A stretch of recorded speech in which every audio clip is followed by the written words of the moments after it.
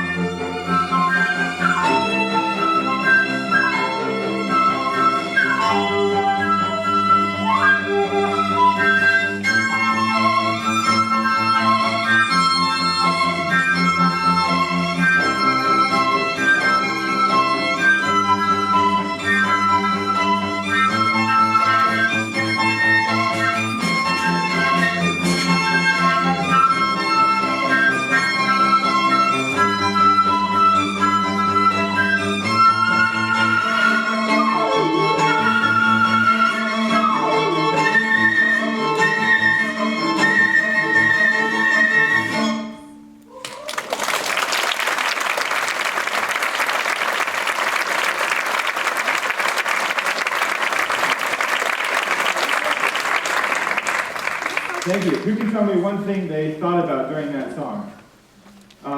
Yes, right here in the front row.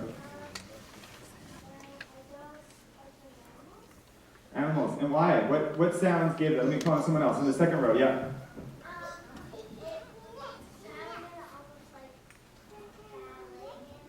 Right.